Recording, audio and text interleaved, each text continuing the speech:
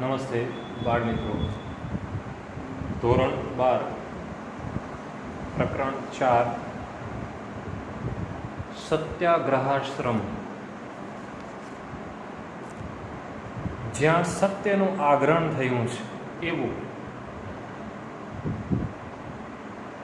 વિનોબા ભાવે ગાંધીજીથી પ્રભાવિત થયા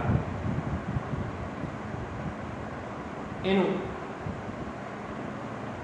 આ શ્રેષ્ઠ પ્રકરણ છે. કેમ કે એ ગાંધીજીના જ્યારે અનુયાયી બને છે એનાથી જ્યારે અત્યંત પ્રભાવિત થાય છે વિનોબા, અને જે તે વખતે એક કોચરબ આશ્રમમાં આવી ગાંધીજીની વિવિધ પ્રવૃત્તિઓને નિહાળે છે, જુએ છે, શીખે છે. એ બધી સ્થિતિઓ આ પ્રકરણમાં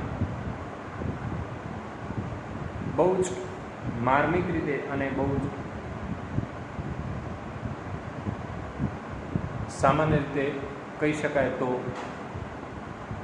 એની છબી અહીંયા વિનોબાએ આ જીવન પ્રસંગ લેખમાં મૂકી છે.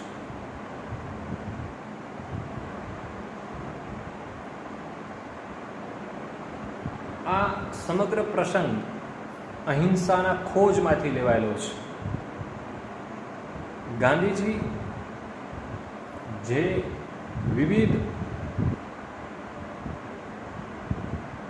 એના નીતિ નિયમો ને વળગેલા હતા, એમાંના આ અહિંસા, બ્રહ્મચર્ય, અસ્થેય અને અપરિગ્રહ એ મૂળભૂત હતા. આ ચારેયનો અર્થ સમજવા જેવો છે.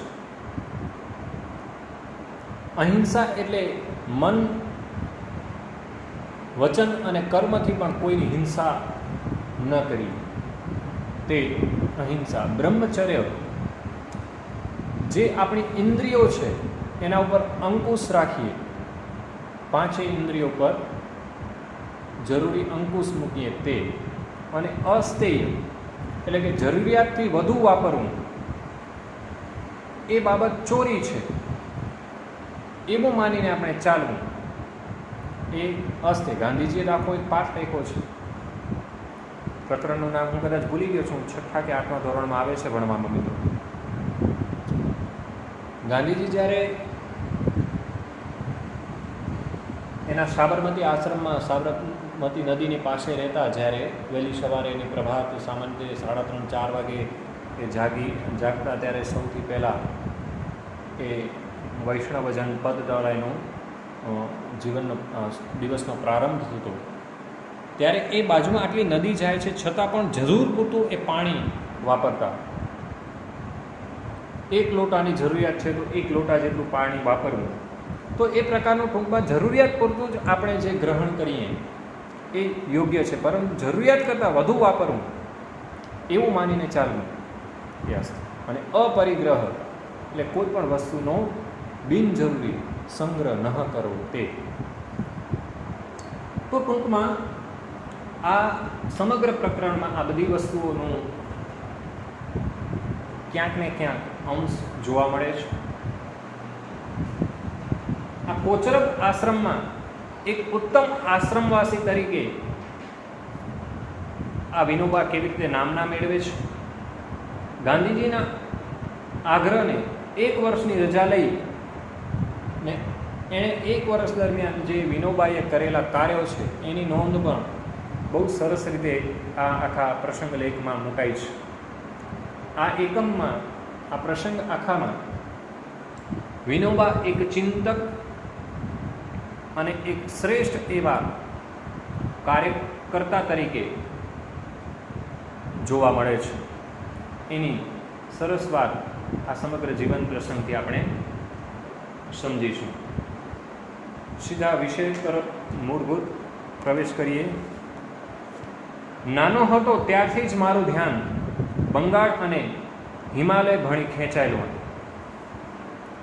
વિનોબા જ્યારે નાના હતા ત્યારથી જ એમને બે જગ્યા પર જવાની બહુ ઈચ્છા હતી.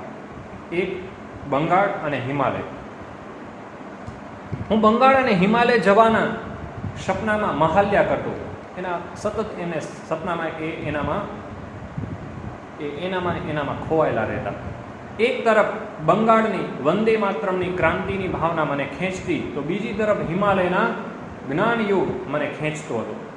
હિમાલય અને બંગાળ બેઉના રસ્તા પર કાશી નગરી પડતી હતી. એ બંનેની વચ્ચે કાશી નગરી આવેલી હતી. કર્મ સંજોગે હું ત્યાં આવી પહોંચ્યો, પરંતુ ન હું હિમાલય ગયો ન બંગાળ, પરંતુ મનોમન તો હું બંને સ્થળે એકી સાથે પહોંચી ગયો. હું ગાંધીજી પાસે ગયો અને મને એમની પાસે હિમાલયની શાંતિ અને બંગાળની એવી વંદે માતરમની ક્રાંતિ બંને ત્યાંથી મને પ્રાપ્ત થયા. ત્યાં હું જે પામ્યો તેમાં ક્રાંતિ અને શાંતિ બંનેનો અપૂર્વ સંગમ હતો. જો મિત્રો, આ જેને જન્મથી જ અથવા તો જેણે સતત સપના આવવા બંગાળ અને હિમાલય પહોંચવાના, એ વ્યક્તિ એક ગાંધીજી પાસે પહોંચતા આ બંને પ્રદેશોને ત્યાં કને એ બંને પ્રદેશોનો સમન્વય સાધી શકે એવો એક વ્યક્તિ જે મળે છે એ ગાંધીજી, જેનાથી વિનોબા અત્યંત પ્રભાવિત થાય છે. જ્યારે હું કાશી આવ્યો ત્યારે ત્યાં બાપુના એક ભાષણની ગરમ ચર્ચા ચાલતી હતી. હમણાં એક ભાષણ કદાચ થયું હશે, એની એક વાતચીત ચાલી રહી હતી. ત્યાંના હિન્દુ વિશ્વવિદ્યાલયમાં બાપુનું આ ભાષણ થયું હતું. એ ભાષણમાં એમણે અહિંસા અને એ અન્ય વિષય ઉપર ઘણી બધી વાતો સમજાવી હતી. મુખ્ય વાત આ હતી કે નિર્ભયતા વગર અહિંસા ચાલી જ ન શકે. પરમ સેવ્ય અહિંસા છે અને નિર્ભયતા વગર આવી ન શકે. એ ભાષણમાં એમણે વિવિધ આભૂષણોથી સજી ધજીને આવેલા મહારાજાઓને પણ સારી પેઠે જોડી કાઢ્યા હતા. શાબ્દિક પ્રહારો કર્યા હતા. ટૂંકમાં હું ત્યાં પહોંચ્યો ત્યારે ઐતિહાસિક ભાષણને થઈ 1 મહિનો વીતી ગયો હતો. આ ભાષણ પૂરું થયું, આ ભાષણ જ્યારે યોજાયું એ પછી હું 1 મહિના પછી ત્યાં પહોંચ્યો, તો પણ નગરીમાં એનો પ્રભાવ હતો. આ ભાષણનો 1 મહિના પછી પણ ત્યાં એ ભાષણનો એવો ને એવો પ્રભાવ હતો. જ્યારે મેં એ ભાષણ વાંચ્યું ત્યારે કેટલીક શંકાઓ અને પ્રશ્નો મારા મનમાં જાગ્યા. એટલે આ બધા પ્રશ્નો સામે ધરતો એક પત્ર મેં બાપુના નામે લખ્યો. એમણે એ પત્રનો મને ખૂબ સરસ જવાબ આપ્યો. 10-15 દિવસ પછી ફરી મેં એમને શંકાઓ પૂછી ત્યારે એમનું એક પત્તું આવ્યું કે અહિંસા અંગે જે પ્રશ્નો છે તેનું સમાધાન પત્ર વ્યવહારથી ન થઈ શકે. એ માટે તો જીવન સાથેનો સ્પર્શ જોઈએ. એટલે થોડા દિવસ મારી પાસે આશ્રમમાં આવો અને રહો, તો ધીરે ધીરે વાતચીત ચાલતી રહેશે. એમનો આ જવાબ એવો હતો કે સમાધાન વાતોથી નહીં, જીવનથી થશે. મને આ વસ્તુ સ્પર્શી ગઈ. એ જવાબની સાથે બાપુએ આશ્રમની એક નિયમ પત્રિકા પણ મોકલાવી. જે આશ્રમના જે નિયમો હતા એ અંગેની આખી પત્રિકા એમણે આ પત્ર સાથે જોડી હતી, જે મારા માટે ઓર આકર્ષક હતી, વધુ આકર્ષક લાગી. ત્યાં સુધી કોઈ પણ સંસ્થાની આવી પત્રિકા મારા વાંચવામાં ક્યારેય નહોતી આવી. આજે જે પત્રિકા આવી ગાંધીજીના પત્રની સાથે, જે આશ્રમની નિયમ પત્રિકા કહેવાતી, એ પત્રિકા અગાઉ વિનોબાએ ક્યારેય જાણી કે વાંચી નહોતી. એમાં લખ્યું હતું, આ આશ્રમનો ધ્યેય વિશ્વહિત અવિરોધી દેશ સેવા છે અને એના માટે અમે નીચે લખેલા વ્રતો જરૂર માનીએ છીએ. નીચે એટલે કે સત્ય, અહિંસા, બ્રહ્મચર્ય, અસ્થેય અને અપરિગ્રહ અને શરીર શ્રમ વગેરે 11 વ્રતોના નામ લખ્યા હતા. મને આ ભારે નવાઈજનક લાગ્યું. મેં તો ઇતિહાસના ઘણા થોથા વાંચી નાખ્યા, પરંતુ દેશના ઉદ્ધાર માટે વ્રતોનું પાલન જરૂરી મનાયું હોય એવું ક્યાંય ન ભાળ્યું. આ બધી વાતો તો યોગશાસ્ત્રમાં, ધર્મગ્રંથમાં, ભક્તિ માર્ગમાં આવે છે, પરંતુ દેશ સેવા માટે પણ આવશ્યક હોય છે એ આ પત્રિકામાં. એટલે મારું મન એ તરફ ખેંચાઈ ગયું. આ માણસ દેશની રાજનૈતિક સ્વતંત્રતા અને આધ્યાત્મિક વિકાસ બંને સાથોસાથ સાધવા માંગે છે એવું મને લાગ્યું. મને આવો જ જોઈતું હતું. બાપુએ લખેલું, તું અહીં ચાલ્યો આવ, અને હું બાપુની પાસે પહોંચી ગયો. એ દિવસ હતો જ્યારે બાપુને મળ્યા, અથવા તો સૌથી પહેલાં એ આશ્રમમાં પગ મૂક્યો જ્યારે વિનોબાએ. એ દિવસ હતો 7 જૂન 1916. હું અમદાવાદ સ્ટેશને ઉતર્યો. મારી પાસે જાજો સામાન તો કશો હતો નહીં, એટલે જાતે જ ઉપાડી લીધો અને રસ્તો પૂછતા પૂછતા ચાલવા માંડ્યો. એલિસ બ્રિજના રસ્તે ચાલી સવારે 8 વાગે આશ્રમ એટલે કે કોચરબ પહોંચ્યો. બાપુને ખબર પહોંચાડાઈ કે કોઈ નવા ભાઈ આવ્યા છે.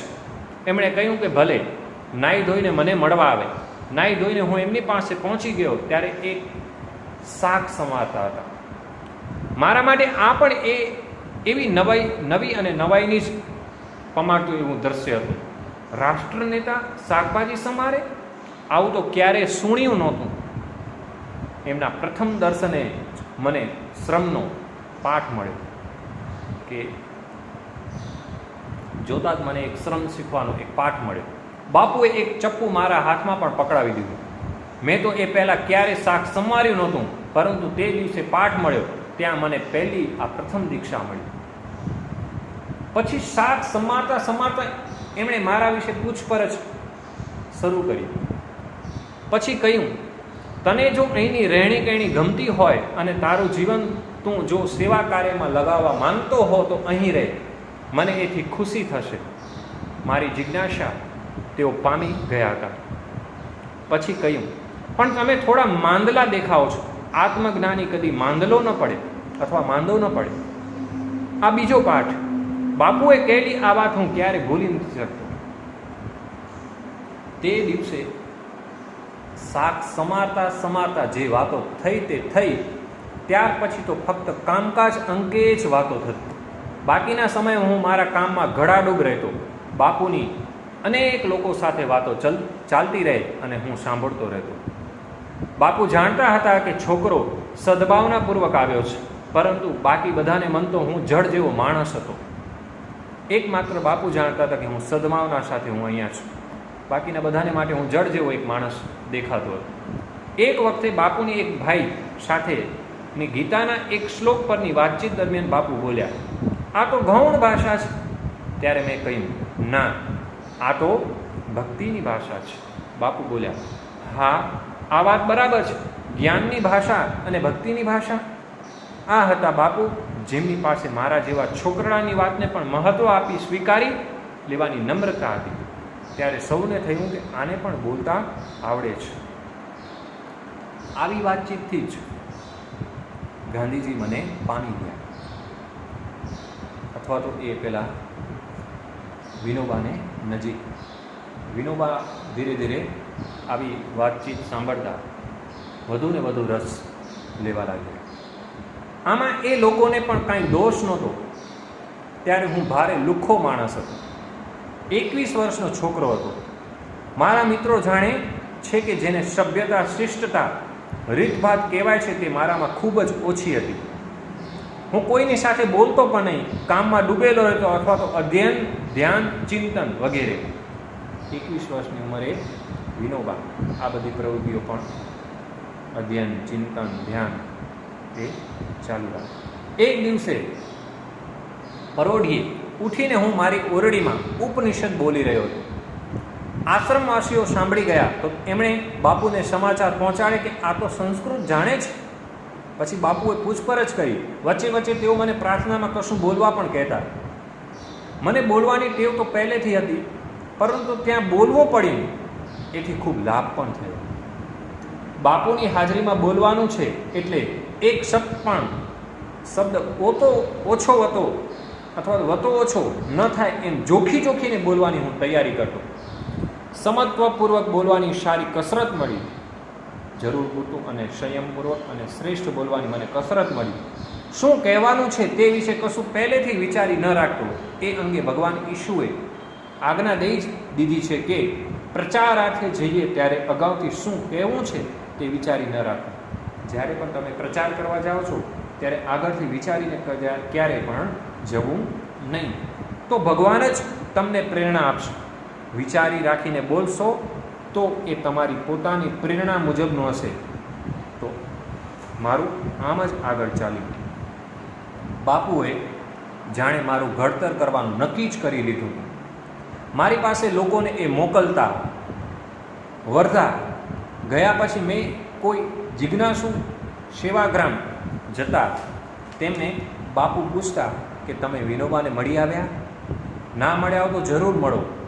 એક વખતે બાપુએ એક ભાઈને મારી પાસે મોકલ્યો.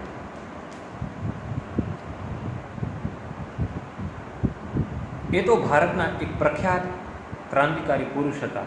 બાપુએ કહેલું એટલે પગે ચાલીને ઠેઠ પવનાર સુધી આવેલા. ત્યાં હું ખેતરમાં ખોદતો હતો. જરા નજર ઉઠાવીને જોયું તો એ ભાઈ સામે ઊભા છે. મેં પૂછ્યું, કેમ આવવાનું થયું? તો કે બસ આમ જ દર્શન કરવા આવેલું. પછી તો શું, બીજી કોઈ વાતચીત ન થઈ. હું પાછો મારા કામે લાગી ગયો. નજર પણ કામ વળી ગઈ. એ ભાઈ થોડી વાર ઊભા રહ્યા, પરંતુ કાંઈ બોલ્યા કર્યા નહીં. પાછા જઈને એમણે બાપુ પાસે રાવ ખાધી કે તમે કેવા માણસ પાસે મને મોકલી આપ્યો, મારી સાથે કશી વાતચીત પણ ના કરી. બાપુ સમજી ગયા. પૂછ્યું, તમે ત્યાં ગયા ત્યારે એ શું કરતા હતા? જમીન ખોદતા હતા. એ જાણ્યું એટલે બાપુએ કહ્યું, તો પછી નારાજ થવાની શી જરૂર છે? વિનોબા પોતાનું કામ કરી રહ્યો હતો ત્યારે તમારે સાથે બોલે કેવી રીતે? તમને ખબર નથી કે કોઈને મળવા જવું હોય તો પહેલેથી સમય માંગી લેવો જોઈએ. આમ બાપુએ એમને તો મનાવી દીધા, પણ પછી જ્યારે મને મળ્યા ત્યારે મને ફટકાર્યો. કહ્યું, ભલા માણસ, કોઈ આવે ત્યારે એને મળવું, એની સાથે વાતચીત કરવી એ પણ એક પ્રકારનું કામ જ છે. આમ એમના હાથે મારું ધીરે ધીરે ઘડતર થતું આવ્યું છે. સ્વભાવે હું જંગલી જાનવર જેવો છું. બાપુએ મને પાળીતા એવા પ્રાણી જેવો બનાવ્યો. એમના ચરણોમાં બેસીને હું વાસ્તવમાં અસભ્ય માણસમાંથી એક સેવક બન્યો. બાપુની સાથે રહીને મને સેવાની લગન લાગી. હું સેવાને ભગવાનની પૂજાનું સાધન અને જનતાને મારો સ્વામી માનું છું. બાપુએ મારી કસોટી કરી હશે કે નહીં મને નથી ખબર, પણ મેં તો મારી બુદ્ધિપૂર્વક એમની ઘણી પરીક્ષા કરી લીધી હતી. અને જો એ પરીક્ષામાં તેઓ ઊણા ઉતરત તો હું એમની પાસે ટકી ન શકત. મારી કસોટી કરી એમણે મારામાં ગમે તેટલી ખામીઓ જોઈ હશે અથવા જોતા રહેતા હશે તો પણ તેઓ મને એમની પાસે રાખતા હતા. પરંતુ મને એમની સત્યનિષ્ઠામાં લગીરે ખામી, ઉણપ કે ઓછપ લાગી હોત તો હું એમની પાસે ટકી ન શકત. મેં એવા ઘણા મહાપુરુષો જોયા છે જેમને પોતાને માટે ભાસ થાય છે કે પોતે મુક્ત પુરુષ છે, પૂર્ણ પુરુષ છે, તો પણ મને એવા કોઈનું આકર્ષણ ન થયું. પરંતુ હર હંમેશ પોતાને અધૂરા માનનારા બાપુનું જ મને અનોખું આકર્ષણ થયા કર્યું. તેઓ તો હંમેશા કહ્યા કરતા કે હું હજી પૂર્ણ સત્યથી ખૂબ દૂર છું. બાપુ કાયમ કહેતા કે હું સત્યથી તો કાયમ દૂર રહ્યો છું, પૂર્ણ સત્યથી. મારા પર બાપુની જેટલી અસર પડી એટલી પૂર્ણતાનો દાવો કરનાર બીજા સજ્જનોની કદી ન પડી.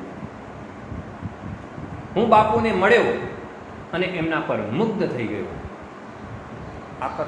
એનું આકર્ષણ મને મુગ્ધ કરી ગયું. તે એમની અંતર્બાહ્ય એકતાની અવસ્થા પર વળી કર્મયોગની દીક્ષા તો મને બાપુ પાસેથી જ મળી. ગીતામાં તો એ કહ્યું જ છે, પરંતુ એનો સાક્ષાત્કાર થયો બાપુના જીવનમાં. ગીતાના કર્મયોગમાં પ્રત્યક્ષ આચરણ મેં બાપુમાં જોયું. ગીતામાં સ્થિત પ્રજ્ઞના લક્ષણો આવે છે. આ વર્ણન આખું કોઈને લાગુ પડે એવો સ્થિત પ્રજ્ઞ તો શોધવા છતાં મહાન ભાગ્ય હોય તો જ મળે. પરંતુ આ લક્ષણોની નજીક પહોંચેલા મહાપુરુષને મેં મારી સગી આંખે દીઠા. એ ગાંધીજી 1917ની વાત છે. હું બાપુ પાસેથી 1 વર્ષની છુટ્ટી લઈને બહાર જતો રહ્યો હતો. પહેલા વાઈ, જ્યાં મેં જતા જ સંસ્કૃત અધ્યયન કરવાનો વિચાર કર્યો હતો.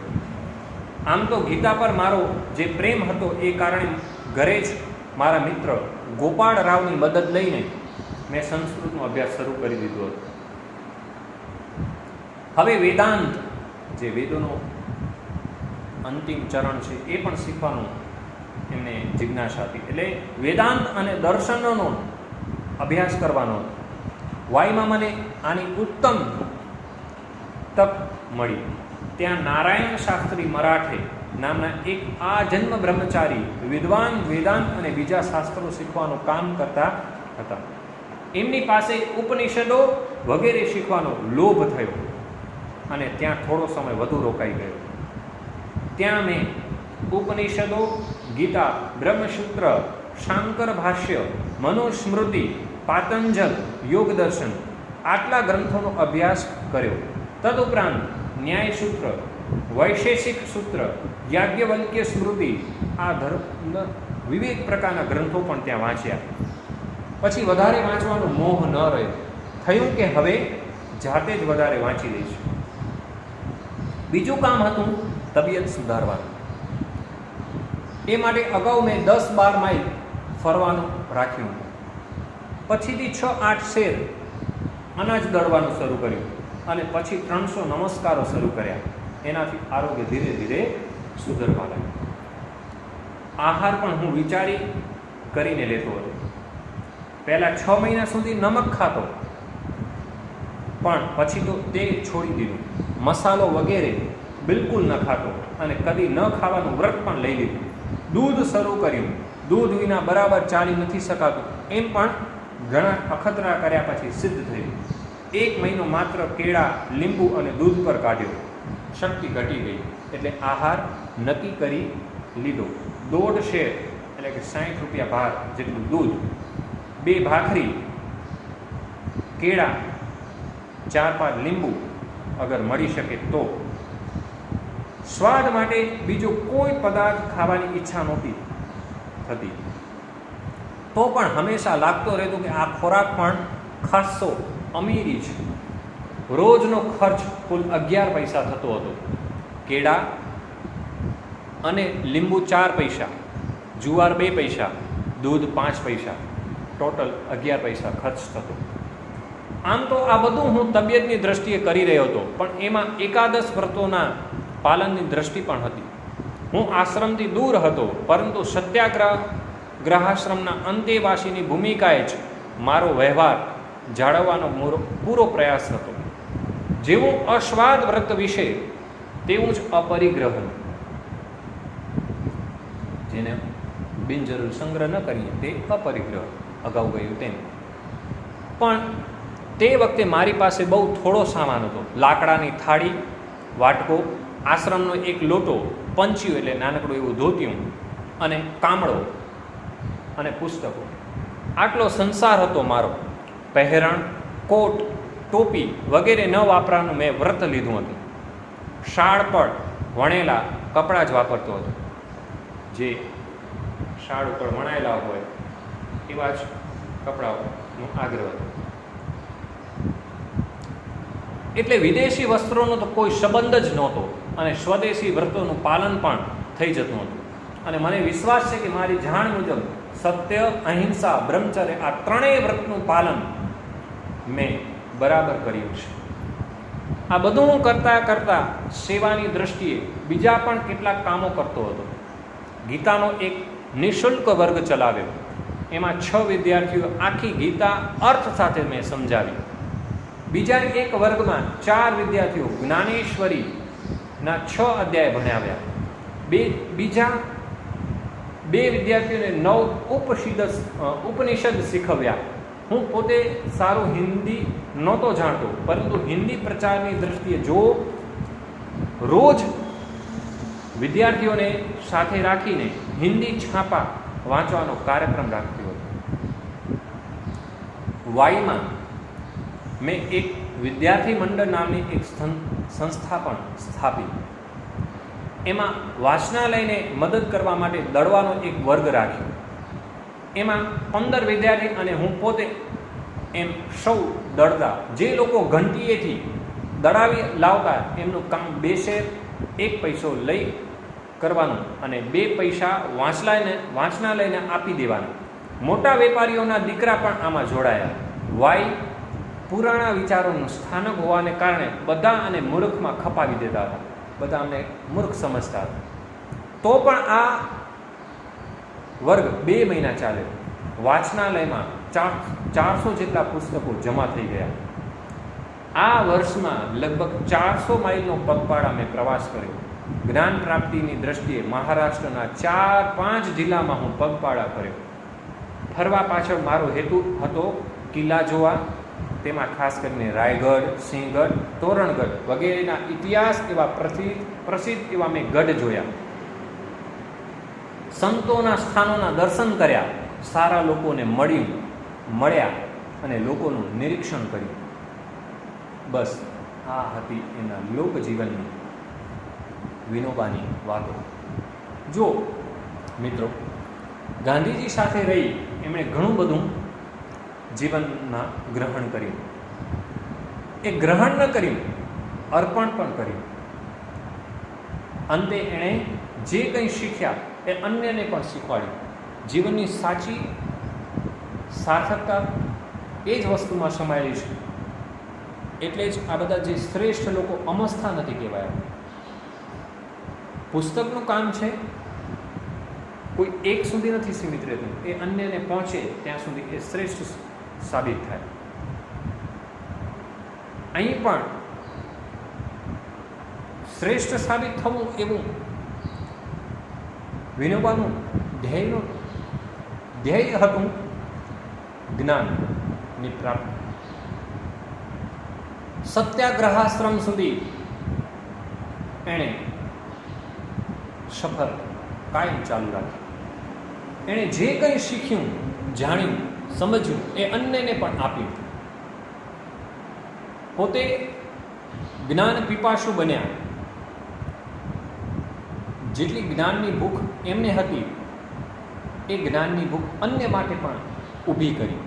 એટલા માટે થઈને અંતે આપણે જોયું તેમ એણે જે કંઈ સંસ્થાઓ સ્થાપી એમાંથી એમણે જે કંઈ ફૂટી કોડી પણ મળી એમાંથી પણ એમણે નવું એવું પુનરોત્થાન એટલે કે વિવિધ રીતે નવી સેવાઓ એમણે શરૂ કરી. વાંચનાલય,